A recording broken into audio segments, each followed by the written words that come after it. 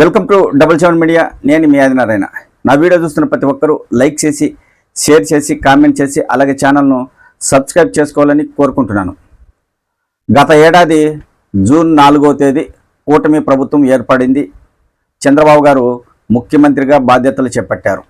ఈ జూన్ 4వ తేదీకి కూటమి ప్రభుత్వం అధికారంలోకి వచ్చి ఏడాది అవుతుంది. ఆ సందర్భంగా వైఎస్ఆర్ కాంగ్రెస్ పార్టీ అధినేత జగన్మోహన్ రెడ్డి గారు వెన్నుపోటు దినం నిర్వహించాలని వైసీపీ శ్రేణులకు పిలుపునిచ్చారు. వైసీపీ నేతలు ఎన్నిపోటు దినంగా నిరసన వ్యక్తం చేస్తారు. ఇప్పటికే వైఎస్ఆర్ కాంగ్రెస్ పార్టీ నాయకులు దానికి సంబంధించిన పోస్టర్లు కూడా విడుదల చేస్తున్నారు. ఈ వెన్నుపోటు దినం ఎందుకు నిర్వహిస్తున్నారు అంటే, కూటమి ప్రభుత్వం ఎన్నికల ప్రచారంలో అధికారంలోకి వస్తే సూపర్ 6 పథకాలు అమలు చేస్తామని ప్రజలకు చెప్పడం జరిగింది. ప్రభుత్వం ఏర్పడి ఏడాది అవుతున్నా ఇంతవరకు సూపర్ 6లోని ముఖ్యమైన పథకాలు కూటమి ప్రభుత్వం అమలు చేయడం లేదు. కూటమి నాయకులు ప్రజలకు వెన్నుపోటు పొడిచారు పథకాలు అమలు చేయకుండా అనే ఉద్దేశంతో వెన్నుపోటు దినంగా ఆ రోజు నిరసన వ్యక్తం చేయడానికి సిద్ధమవుతున్నారు. మరి ఈ కార్యక్రమం సక్సెస్ అవుతుందా లేదా అనేదైతే తెలియాలి.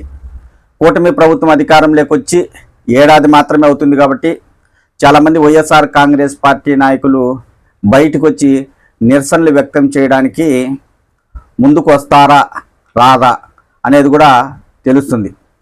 కూటమి ప్రభుత్వం అధికారంలోకి వచ్చిన తర్వాత వైఎస్ఆర్ కాంగ్రెస్ పార్టీ గతంలో 3 కార్యక్రమాలు చేపట్టింది. విద్యుత్ ఛార్జీల పెంపుదలపైన ఒక్కసారి నిరసన వ్యక్తం చేసింది. అలాగే ఫీజు రియంబర్స్మెంటు, అన్నదాత సుఖీభవ రైతులు ఇంకా వేయలేదు, వెంటనే వేయాలని కూడా కార్యక్రమాలు చేపట్టడం జరిగింది.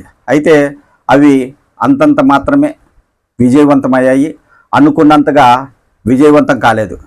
ఈ వెన్నుపోటు దినమును మాత్రం వైఎస్ఆర్ కాంగ్రెస్ పార్టీ విజయవంతం చేయాలనే ఉద్దేశంతో వైఎస్ఆర్ కాంగ్రెస్ పార్టీ నాయకులందరూ కలిసికట్టుగా ఎలాగైనా ఈ కార్యక్రమంలో పాల్గొని కూటమి ప్రభుత్వానికి వ్యతిరేకంగా నిరసనలు వ్యక్తం చేసి ప్రజల్లోకి బాగా తీసుకువెళ్ళాలి అనే ఉద్దేశంలో వైసీపీ నాయకులు ఉన్నారు. అయితే వైసీపీ నాయకులు చెప్పేది ఏంటంటే, కూటమి ప్రభుత్వం అధికారంలోకి వస్తే సూపర్ 6లో భాగంగా తల్లికి వందనం, అలాగే అన్నదాత సుఖీభవ, 18 ఏళ్ళు నిండిన ప్రతి మహిళకు ప్రతి నెల 1500 రూపాయలు, మహిళలకు ఆర్టీసీ బస్సుల్లో ఉచిత ప్రయాణ సౌకర్యం, యువకులకు నిరుద్యోగ భృతి, ఇలాంటివన్నీ చాలా ఇచ్చింది. కానీ ప్రభుత్వం అధికారంలోకి వచ్చిన తర్వాత మొదటిసారిగా పింఛన్లు మాత్రం పెంచి తర్వాత పథకాలు అమలు చేయడం లేదు. పింఛన్లు కూడా వైసీపీ అధికారంలో ఉన్నప్పుడు 65 లక్షల మందికి పింఛన్లు ఇస్తా అంటే కూటమి ప్రభుత్వం అధికారంలోకి వచ్చాక 57 లక్షల మందికి మాత్రమే పింఛన్లు ఇస్తుంది. దాదాపు 7 లక్షల మంది పింఛన్దారులను తొలగించారని వైఎస్ఆర్ కాంగ్రెస్ పార్టీ నాయకులు కూటమి ప్రభుత్వంపై ఆరోపణలు చేస్తున్నారు. వైసీపీ అధికారంలో ఉన్నప్పుడు మొదటి ఏడాది నుంచే అప్పట్లో జగన్మోహన్ రెడ్డి గారు చెప్పిన మాట ప్రకారం నవరత్నాల్లో భాగంగా అన్ని పథకాలు అమలు చేశారు. కానీ కూటమి ప్రభుత్వం మాత్రం ఏడాది అవుతున్న పథకాలు అమలు చేయడం లేదు, ప్రజలను మోసం చేస్తున్నారు.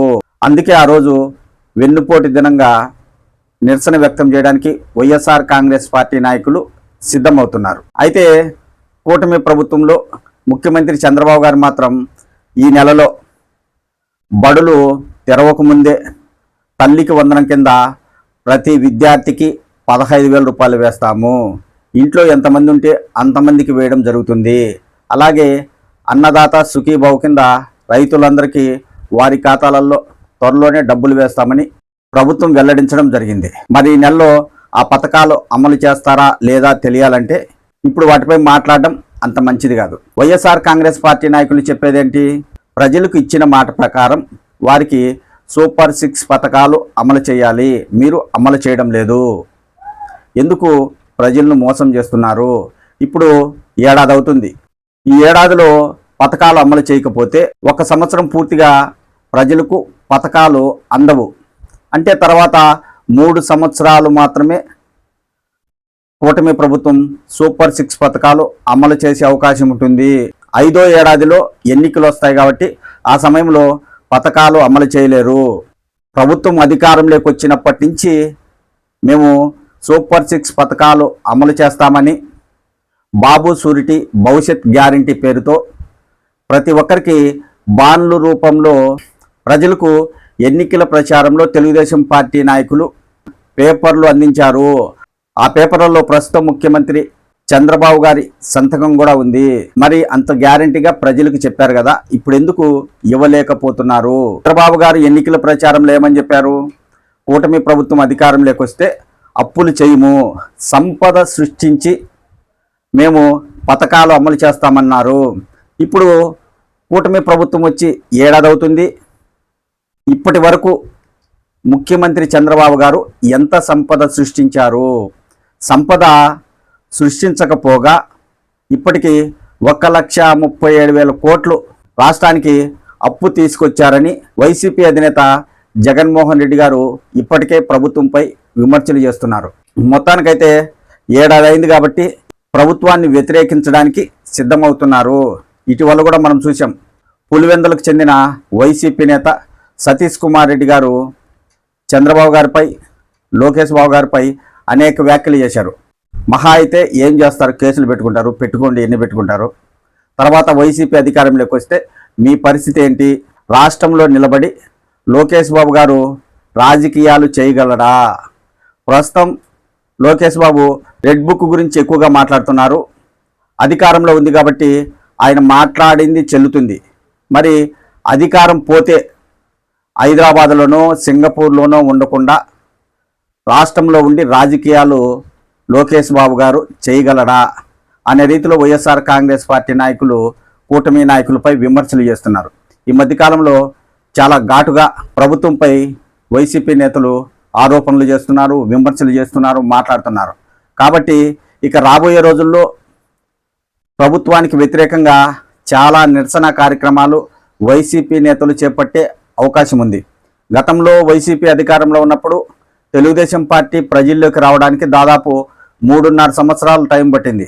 ఇప్పుడు వైసీపీ మాత్రం ప్రభుత్వం వచ్చి ఏడాదిలోనే బయటకు వచ్చి ప్రభుత్వానికి వ్యతిరేకంగా పోరాడటానికి సిద్ధమవుతుందని మనము ఇప్పుడు చెప్పవచ్చు. మొత్తానికైతే జూన్ 4వ తేదీ వైఎస్ఆర్ కాంగ్రెస్ పార్టీ వెన్నుపోటు దినం అని పేరు పెట్టి ప్రభుత్వానికి వ్యతిరేకంగా నిరసన కార్యక్రమాలు చేపట్టడానికి సిద్ధమవుతుంది.